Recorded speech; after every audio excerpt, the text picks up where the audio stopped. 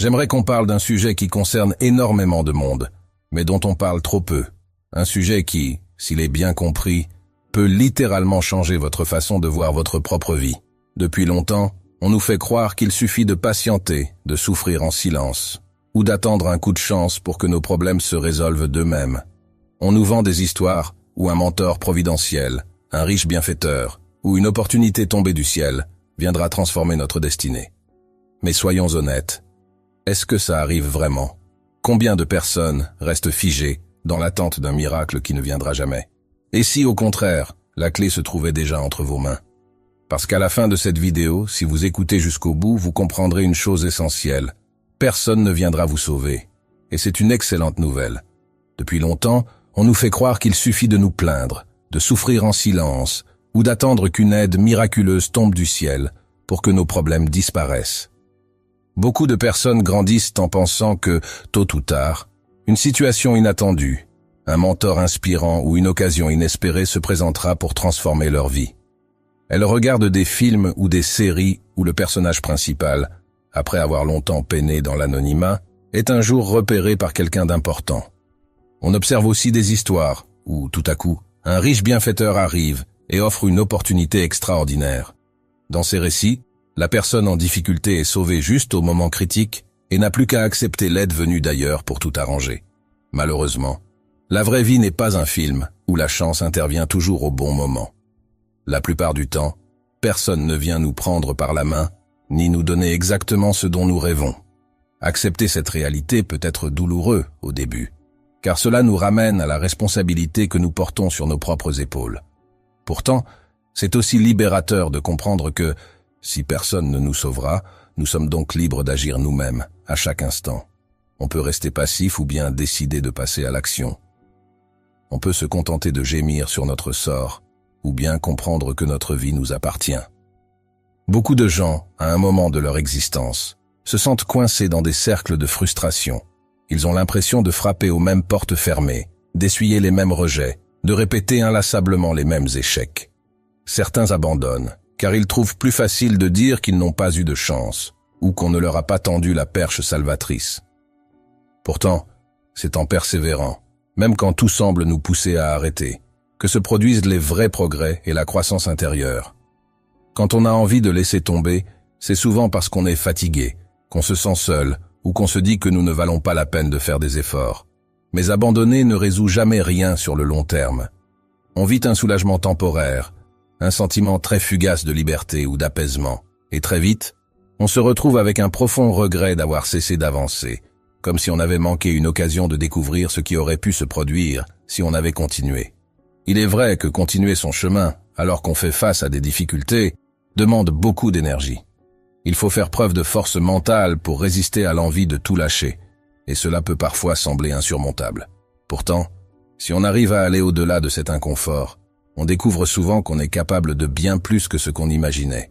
On se rend compte qu'on est la seule personne responsable de nos résultats, et qu'il n'y a pas de fatalité absolue. Notre passé, nos erreurs, nos échecs ne sont pas là pour nous définir, mais plutôt pour nous apprendre des leçons et nous permettre d'agir différemment à l'avenir. De même, nos peurs peuvent être considérées comme des signaux qu'il y a un défi à relever, plutôt que comme des murs infranchissables. Personne ne viendra taper à notre porte pour régler tous nos problèmes. Et c'est normal, parce que les gens autour de nous ont aussi leurs propres soucis. Notre famille peut nous aimer et vouloir le meilleur pour nous, mais elle ne peut pas accomplir à notre place le travail qui nous revient. Nos amis peuvent être bienveillants, mais ils doivent eux-mêmes mener leur vie. Nos éventuels mentors peuvent nous donner des orientations ou des conseils, mais ils ne prendront pas les décisions à notre place. C'est pour cette raison que la plupart des réussites viennent de la volonté personnelle de construire sa propre voie. Les personnes qui font rêver, celles qui semblent inarrêtables et qui obtiennent ce qu'elles veulent, ne doivent pas tout à la chance ou à une aide magique. Elles n'attendent pas que des conditions idéales se présentent. Elles osent commencer avant de se sentir prêtes. Elles persistent quand elles ont envie d'abandonner. Elles font un pas, même tout petit, dans la direction qui les inspire. Parfois, on se dit qu'il faut attendre le déclic, un signe extérieur ou un moment précis. On s'imagine que, si on se montre patient, Peut-être qu'un jour quelqu'un remarquera notre potentiel et nous prendra sous son aile. Mais attendre, c'est une illusion de patience qui masque souvent un refus d'agir. Le temps file et pendant qu'on reste dans l'expectative, on ne se rapproche pas de ce que l'on veut construire.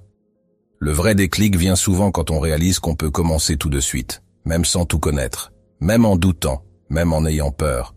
Plus on agit, plus on clarifie nos idées et plus on apprend ce qui fonctionne ou non.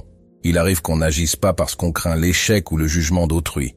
On se dit qu'on n'est pas assez bon, pas assez préparé, pas assez talentueux, et qu'il est préférable de ne rien faire plutôt que de se confronter au risque de voir la réalité nous donner tort. Pourtant, c'est précisément en faisant des erreurs qu'on découvre les solutions. Les gens qui réussissent ne sont pas ceux qui n'ont jamais échoué, mais ceux qui ont utilisé leurs échecs comme des marches, leur permettant de s'élever plus haut.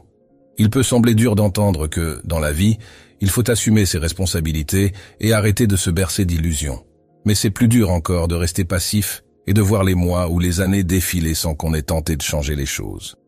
Notre situation présente est en grande partie le résultat de nos choix passés, que ce soit de manière directe ou indirecte. Prendre conscience de cela ne veut pas dire qu'il faut s'auto-flageller. C'est plutôt prendre acte que, si nous avons contribué à créer notre situation actuelle, nous pouvons aussi faire autre chose pour la changer. S'attribuer la responsabilité de sa vie est un pas important vers la liberté. Cela fait parfois peur, parce qu'on ne peut plus accuser le destin, la chance, les circonstances ou l'absence d'un sauveur.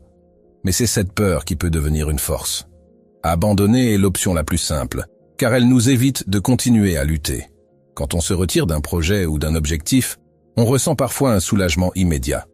Plus de pression, plus de stress, plus de déception possible. On a l'impression de s'accorder un moment de répit. Malheureusement, cet apaisement ne dure pas. Rapidement, on se retrouve face au regret de ne pas avoir persévéré. On se dit « Et si j'avais tenu bon quelques semaines de plus, qu'est-ce qui se serait passé ?» On s'imagine les avantages qu'on aurait pu obtenir si on n'avait pas tout arrêté trop tôt. On se reproche de n'avoir pas eu assez de volonté ou de courage pour faire face à la difficulté. Résultat, on n'échappe pas réellement à la souffrance, on la reporte. Au lieu d'abandonner, on peut décider de voir la lutte comme un moyen de grandir. Ceux qui réussissent sur le long terme n'ont pas forcément moins de doutes ou de peur que les autres. Simplement, ils ont compris que chaque difficulté surmontée apporte de la confiance en soi, de la force et de l'expérience. S'ils avaient lâché à la première contrariété, ils n'auraient jamais pu bâtir quoi que ce soit de solide. D'ailleurs, parfois, on observe des gens qui abandonnent tout. Ils laissent tomber l'école, puis un emploi, puis un autre, puis un projet, puis encore un autre. Ils croient échapper à la souffrance, mais ils entraînent leur cerveau à fuir dès qu'ils se sentent inconfortables. Au fil du temps, ils s'installent dans une forme de résignation, en se disant que la vie ne fait pas de cadeaux, ou qu'ils ne sont pas faits pour le succès. Il faut bien comprendre que n'importe quel chemin un peu ambitieux comporte son lot de souffrances, d'incertitudes et de difficultés. Il n'y a pas de voie royale qui nous dispense de faire des efforts. C'est pour cela que, lorsqu'on ressent l'envie puissante d'abandonner, on doit faire une pause, respirer, et se demander si on veut abandonner, parce que c'est réellement la meilleure décision ou parce que c'est la plus facile à court terme. La plupart du temps, le désir de tout lâcher apparaît parce qu'on est fatigué, submergé ou trop focalisé sur les aspects négatifs. Dans ces moments, on a tendance à oublier pourquoi on a commencé. On se concentre sur la douleur immédiate et on perd de vue nos motivations profondes. Il peut être utile, alors, de se souvenir de la raison pour laquelle on s'est lancé dans ce projet, cet objectif ou cette activité en premier lieu. Au fond, on voulait peut-être améliorer sa vie, aider sa famille, se prouver quelque chose à soi-même, accomplir un rêve d'enfance ou acquérir une nouvelle compétence. Il est important de ne pas tout jeter par la fenêtre simplement parce que le chemin est plus long ou plus ardu qu'on ne l'avait prévu. Il faut admettre que la société dans laquelle on vit nous vend souvent une forme de positivité toxique, qui consiste à nier la difficulté et la douleur. On nous répète « Ne pense qu'aux choses positives, évite les problèmes, sois juste heureux et tout ira bien ». En réalité, la vie n'est pas toujours simple, et il est normal d'éprouver de la tristesse, de la colère, de l'anxiété ou du découragement.